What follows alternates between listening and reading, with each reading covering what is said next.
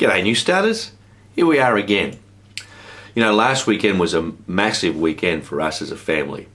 We took my youngest daughter up to Gatton campus of the University of Queensland, where she'll spend the next 3 years pursuing her degree.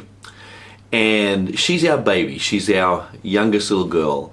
And when I was taking her up there last weekend, it's only an hour and a half drive, but she can't do that every day.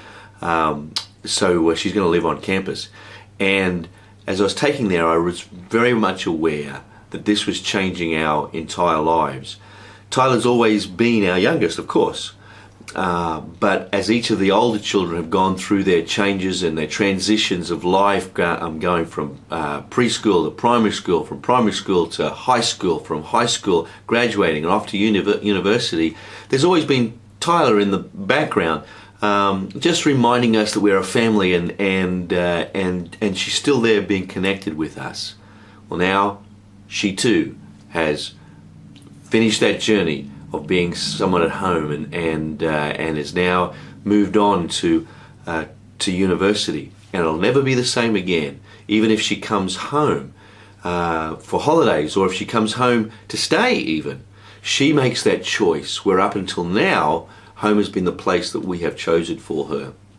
And that's a change, and it's a momentous change, and it impacts a dad's heart, and caused me to feel a little tear or two over that weekend, and even in this last week. You know, the thing is though, that that is what love does. Genuine love seeks the good of the other. It doesn't look at a person in terms of what that person can do for me, but it looks at that other in terms of how can I provide a way for you to become all that you can become. And in fact, it's exactly what is being lived out in the gospel, in the story of Christ coming to earth and living and dying and being raised again. It is precisely God saying, what can I do to ensure you have every opportunity to be all that you can be? And that's his answer, to give himself completely for us. And as I have thought and been reminded over this week of that quality of love, I thought about the church. I thought about the church that we're trying to become, and I thought about the church generally speaking, but most specifically our church. What is it that defines the church?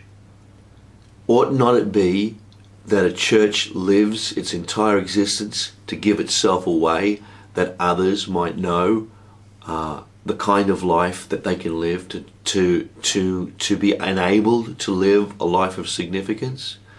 That's the kind of church I want to be a part of, and I do believe that that's the kind of church that God has called us to be.